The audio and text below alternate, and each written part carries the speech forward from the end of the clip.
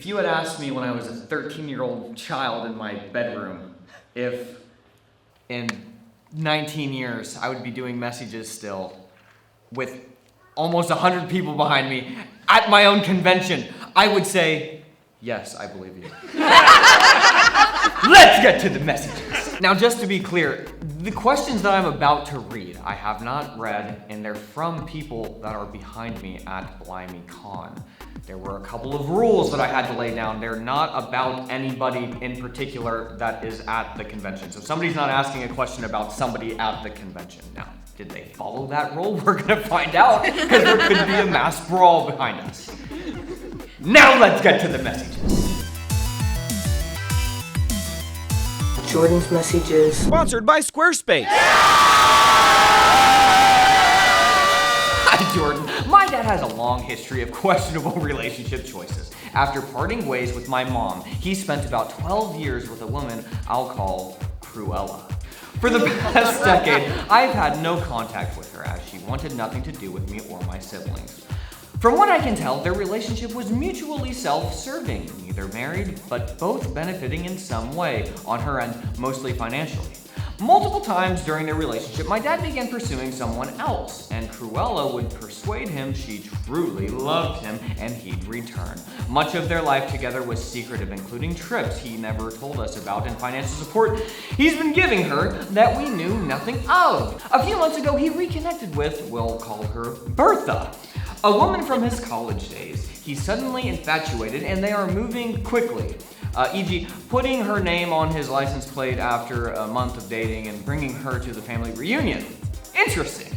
Bertha is much kinder, but what she doesn't know is that he's still in close contact with Cruella.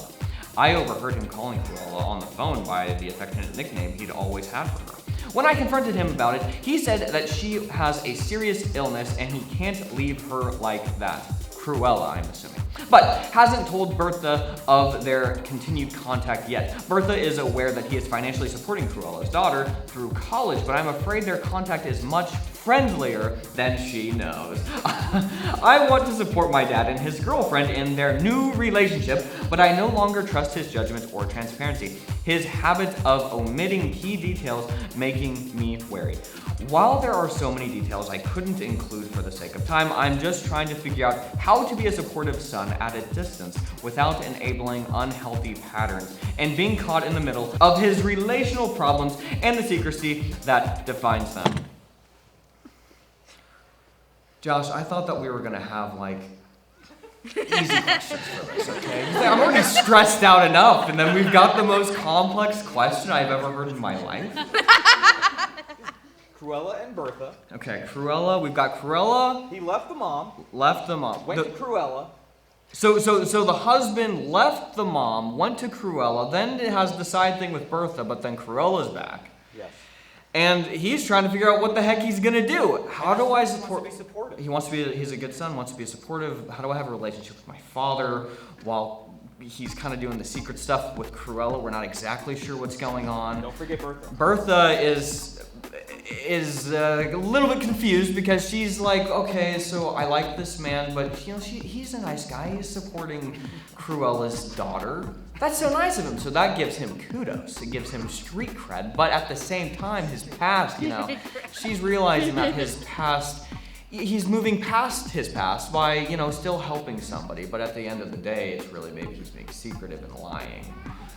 So what does the son do? Now, I'm in a bit of a mood today. So what I would say to do is, and it depends on how old this person is. If this person is 14 years old, I probably wouldn't do this. But if they're 18, 22, maybe even a little bit older, Josh, I would say that they should actually talk to their dad about the situation. I normally don't say that. I normally say, just wait till you're and then leave.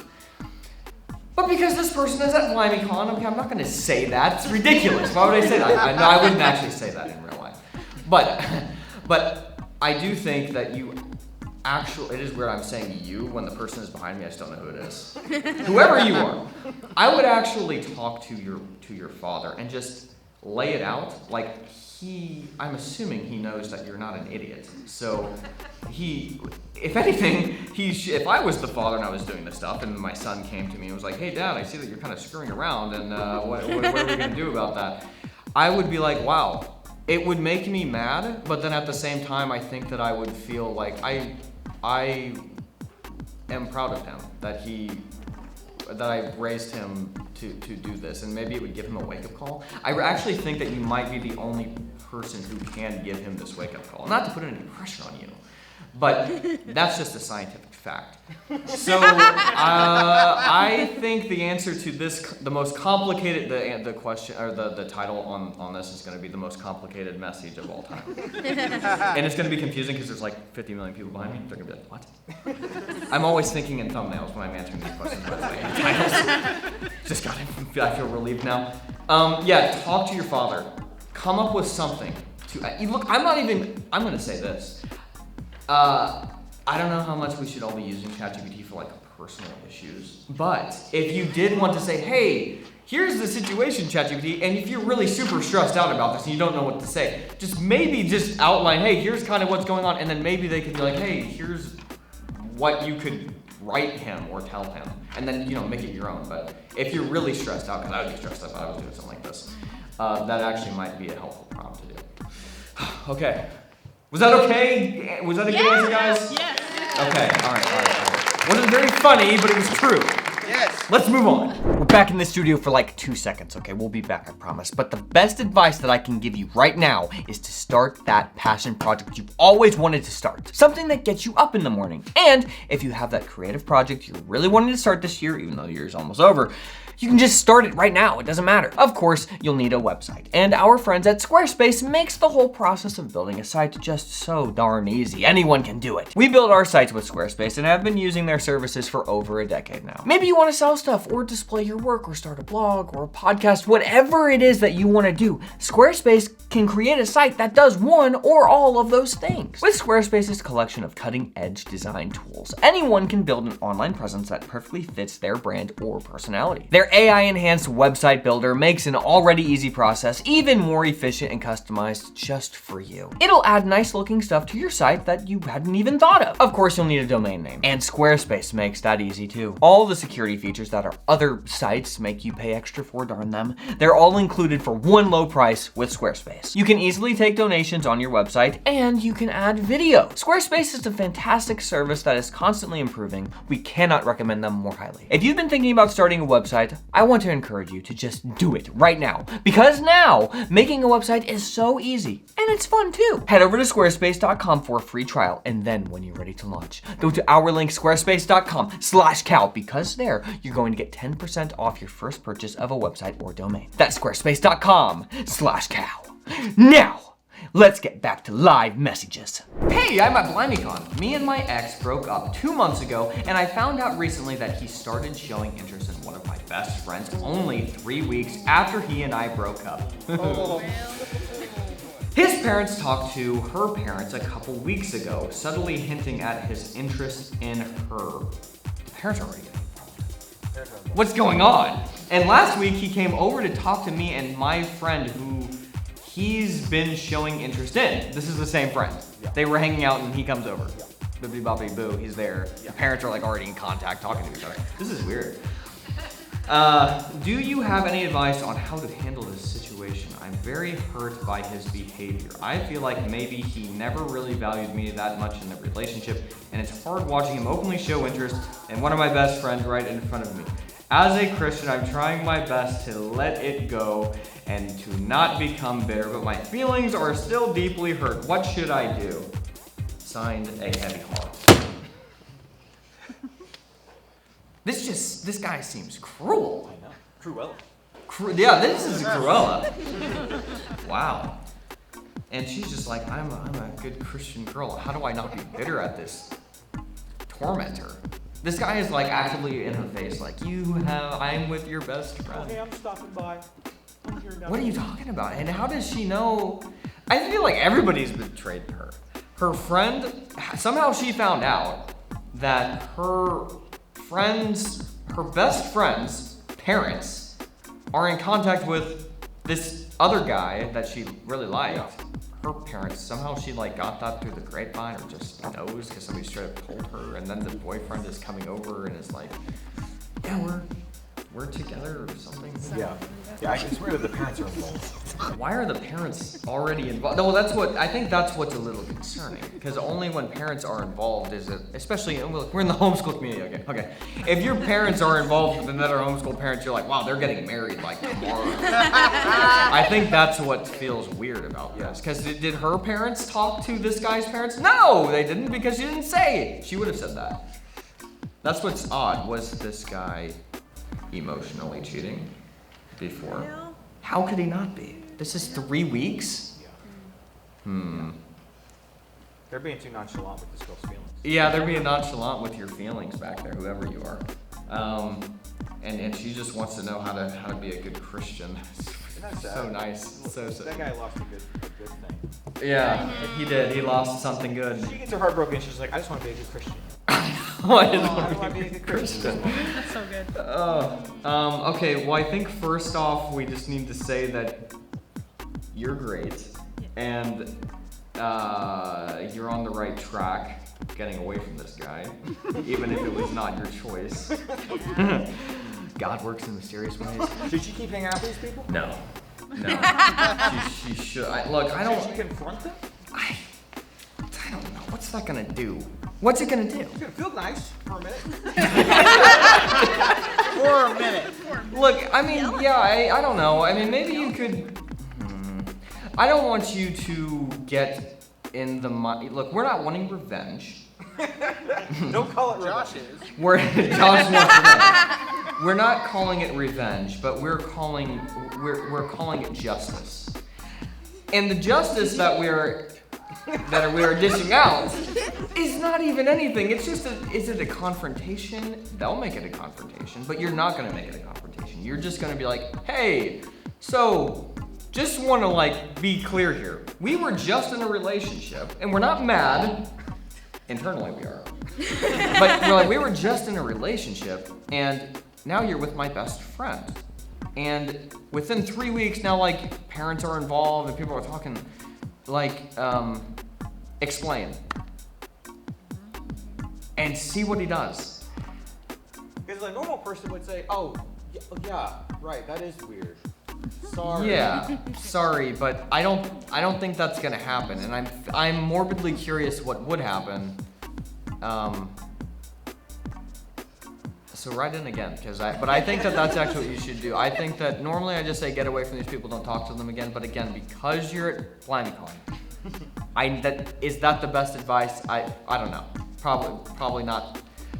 I would actually talk to him. It's not a confrontation, but you're just. She needs some closure. You need some closure here, and maybe some friend closure or something. I don't know. 'Cause I'm mad for you. So. I'm sorry. I feel bad for you. Let's move on. Hi, Jordan. I've never been in a relationship. I've been told by my friends that I need to lower my standards or I'm never going to find a guy. One of my many requirements is that he needs to be mega hot. Very mature, I know. Is finding a super hot guy really too much to hope for? What should I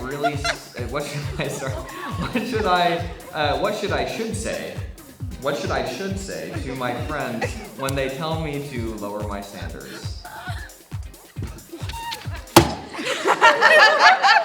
There was not even like any name on this. It wasn't like a girl who or a guy with.